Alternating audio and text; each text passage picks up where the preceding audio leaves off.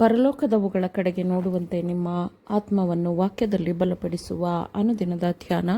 ಇಂದಿನ ಧ್ಯಾನದ ಶೀರ್ಷಿಕೆ, ಕ್ರಿಸ್ತನು ಪಾಪಿಗಳನ್ನು ಪ್ರೀತಿಸುತ್ತಾನೆ. ಈ ದಿನದ ಸತ್ಯವೇದದ ವಾಕ್ಯ, ನಾನು ನಿಮಗೆ ಒಂದು ಹೊಸ ಆಜ್ಞೆಯನ್ನು ಕೊಡುತ್ತೇನೆ, ಏನೆಂದರೆ ನೀವು ಒಬ್ಬರನ್ನೊಬ್ಬರು ಪ್ರೀತಿಸಬೇಕು. ನಾನು ನಿಮ್ಮನ್ನು ಪ್ರೀತಿಸಿದ ಮೇರೆಗೆ ನೀವು ಸಹ ಒಬ್ಬರನ್ನೊಬ್ಬರು ಪ್ರೀತಿಸಬೇಕು ಎಂಬುದೇ. ಯೋಹಾನ 13ನೇ ಅಧ್ಯಾಯ 34ನೇ ವಚನ. ತಮ್ಮ ಸಹೋದರರ ವಿರುದ್ಧ ಅಸೂಯೆ ಮತ್ತು ದ್ವೇಷದ ಮನೋಭಾವವನ್ನು ಪಾಲಿಸುವವರು ಇದ್ದಾರೆ. ಅದನ್ನು ಅವರು ದೇವರ ಆತ್ಮ ಎಂದು ಕರೆಯುತ್ತಾರೆ. ಆರೋಪಿಸುವ, ಖಂಡಿಸುವ ವ್ಯಕ್ತಿತ್ವಕ್ಕೆ ಮಸಿಬಳಿಯುವ ಹೃದಯಗಳನ್ನು ದುರುದ್ದೇಶದಿಂದ ಪ್ರೇರೇಪಿಸುವ ಚಾಡಿಕೋರರೂ ಇದ್ದಾರೆ. ಅವರು ನಮ್ಮ ನೆರೆಹೊರೆಯವರ ಬಾಗಿಲುಗಳಿಗೆ ಸುಳ್ಳು ವರದಿಗಳನ್ನು ಒಯ್ಯುತ್ತಾರೆ. ಅವರು ಅಪಪ್ರಚಾರವನ್ನು ಕೇಳುವಾಗ ದೇವರ ಆತ್ಮವನ್ನು ಕಳೆದುಕೊಳ್ಳುತ್ತಾರೆ. ಅಂತಹವನು ಜನರಿಗೆ ದೇವರ ಸತ್ಯವನ್ನು ತಿಳಿಸುವ ದೇವರ ಸಂದೇಶದೂತನೇ ಆಗಿದ್ದರೂ ಅವನನ್ನು ಶಿಕ್ಷೆಯಿಂದ ತಪ್ಪಿಸಲಾಗುವುದಿಲ್ಲ. ಈ ಪಾಪವು ಆಕಾನನ ಪಾಪಕ್ಕಿಂತಲೂ ಕೆಟ್ಟದ್ದಾಗಿದೆ.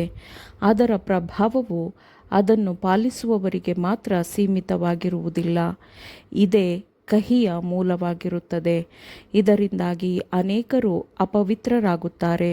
ಮನಸ್ಸುಗಳು ಮತ್ತು ಆತ್ಮಗಳನ್ನು ಭ್ರಷ್ಟಗೊಳಿಸುವ ಈ ದುಷ್ಟತನದಿಂದ ಸಭೆಯನ್ನು ಶುದ್ಧೀಕರಿಸುವವರೆಗೆ ದೇವರು ಅದನ್ನು ಆಶೀರ್ವದಿಸಲು ಸಾಧ್ಯವಿಲ್ಲ. ಪಶ್ಚಾತ್ತಾಪ ಪಡದ ಮತ್ತು ಅವರ ಕ್ರಿಯೆಯ ಮಾರ್ಗವನ್ನು ಸರಿಪಡಿಸಿಕೊಳ್ಳದವರ ಆತ್ಮಗಳನ್ನು ದೇವರು ಆಶೀರ್ವದಿಸಲು ಸಾಧ್ಯವಿಲ್ಲ. ಕ್ರಿಸ್ತನ ಆತ್ಮದಿಂದ ಶುದ್ಧೀಕರಿಸಲ್ಪಟ್ಟವನು, ನವೀಕರಿಸಲ್ಪಟ್ಟವನು ದೇವರನ್ನು ಪ್ರೀತಿಸುವುದು ಮಾತ್ರವಲ್ಲ, ಅವನು ತನ್ನ ಸಹೋದರನನ್ನೂ ಪ್ರೀತಿಸುತ್ತಾನೆ. ದೇವರು ನೀಡಿರುವ ವಾಕ್ಯದ ನಿರ್ದೇಶನಗಳ ಪ್ರಕಾರ ತಪ್ಪು ಮಾಡುವವರೊಂದಿಗೆ ವ್ಯವಹರಿಸಬೇಕು. ಸಹೋದರರೇ, ನಿಮ್ಮಲ್ಲಿ ಯಾರಾದರೂ ಯಾವುದೇ ಒಂದು ದೋಷದಲ್ಲಿ ಸಿಕ್ಕಿದರೆ ಅಂಥವನನ್ನು ಆತ್ಮನಿಂದ ನಡೆಸಿಕೊಳ್ಳುವ ನೀವು ಶಾಂತಭಾವದಿಂದ ತಿದ್ದಿ ಸರಿಮಾಡಿರಿ. ನೀನಾದರೂ ದುಷ್ಪ್ರೇರಣೆಗೆ ಒಳಗಾಗದಂತೆ ನಿನ್ನ ವಿಷಯದಲ್ಲಿ ಎಚ್ಚರಿಕೆಯಾಗಿರು ಎಂದು ವಾಕ್ಯವು ಹೇಳುತ್ತದೆ. ಕೆಟ್ಟದ್ದನ್ನು ಸ್ಪಷ್ಟವಾಗಿ ಮತ್ತು ನಿಷ್ಠೆಯ ನಂಬಿಕೆಯಿಂದ ಖಂಡಿಸಬೇಕು. ಆದರೆ ಈ ಕೆಲಸವನ್ನು ಕೈಗೆತ್ತಿಕೊಳ್ಳುವವನು ತಾನು ಮೊದಲು ಈ ದುಷ್ಟ ಕೃತ್ಯಗಳನ್ನು ಮಾಡಿ ಕ್ರಿಸ್ತನಿಂದ ಬೇರೆಯಾಗಿಲ್ಲ ಎಂಬುದನ್ನು ಖಚಿತಪಡಿಸಿಕೊಳ್ಳಬೇಕು. ಅವನು ಸೌಮ್ಯತೆಯ ಆತ್ಮದಲ್ಲಿ ತಪ್ಪನ್ನು ಸರಿಪಡಿಸಿಕೊಳ್ಳಲು ಶಕ್ತನಾಗಿರಬೇಕು. ಅವನು ಇದನ್ನು ಮಾಡಲು ಸಾಧ್ಯವಾಗದ ಹೊರತು ಅವನು ತನ್ನ ಸಹೋದರರನ್ನು ಸರಿಪಡಿಸಲು ಅಥವಾ ಖಂಡಿಸಲು ಪ್ರಯತ್ನಿಸಬಾರದು. ಏಕೆಂದರೆ ಅವನು ಒಂದನ್ನು ಸರಿಪಡಿಸುವ ಬದಲು ಎರಡು ಕೆಟ್ಟದ್ದನ್ನು ಮಾಡುತ್ತಾನೆ.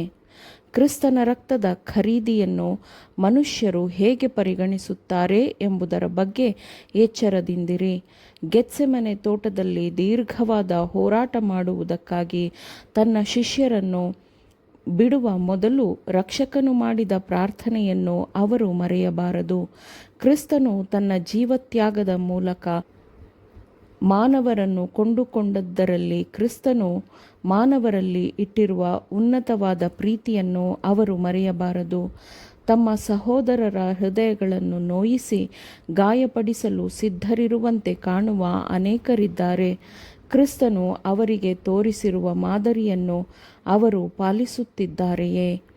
ತಮ್ಮ ಸಹೋದರರೊಂದಿಗೆ ವ್ಯವಹರಿಸುವಾಗ ತುಂಬ ಕಡಿಮೆ ತಾಳ್ಮೆಯನ್ನು ತೋರಿಸುವುದಕ್ಕಾಗಿ ತಮ್ಮನ್ನು ತಾವು ಸಮರ್ಥಿಸಿಕೊಳ್ಳುತ್ತಾರಲ್ಲ. ಇದು ಕ್ರಿಸ್ತನು ಮಾನವರೊಂದಿಗೆ ವ್ಯವಹರಿಸಿದ ದಾಖಲೆಗಳಲ್ಲಿ ಎಲ್ಲಿ ಕಾಣಸಿಗುತ್ತದೆ? ಕ್ರೈಸ್ತರನ್ನು ಲೌಕಿಕತೆಯಿಂದ ಪ್ರತ್ಯೇಕಪಡಿಸುವುದೇ ಕ್ರಿಸ್ತನ ಗುಣಸ್ವಭಾವದ ಪ್ರಕಟವಾಗಿರುತ್ತದೆ. ಅದು ತನ್ನ ಶುದ್ಧವಾದ ಪ್ರಭಾವದಿಂದ ಹೃದಯವನ್ನು ಸ್ವಾರ್ಥ ವಿಷಯಗಳಿಂದ ದೂರ ಮಾಡಿ ಶುದ್ಧಗೊಳಿಸುತ್ತದೆ. ಆಮೇನ್. ದೇವರ ವಾಕ್ಯಗಳನ್ನು ಶ್ರದ್ಧೆಯಿಂದ ಆಲಿಸುವವರು ಮಾತ್ರವೇ ಆಗಿರದೆ ಪಾಲಿಸುವವರು ಆಗಬೇಕೆಂದು ನಿಮ್ಮನ್ನು ಉತ್ತೇಜಿಸುತ್ತೇನೆ. ಪರಿಶುದ್ಧಾತ್ಮನ ಸಹಾಯದಿಂದ ಆಲಿಸಿದ ನಿಮ್ಮೆಲ್ಲರಿಗೂ ಧನ್ಯವಾದಗಳು. ಮತ್ತೆ ದೈನಂದಿನ ಧ್ಯಾನಕ್ಕಾಗಿ ನಾಳೆ ಸಂಧಿಸೋಣ. ಆಮೇನ್.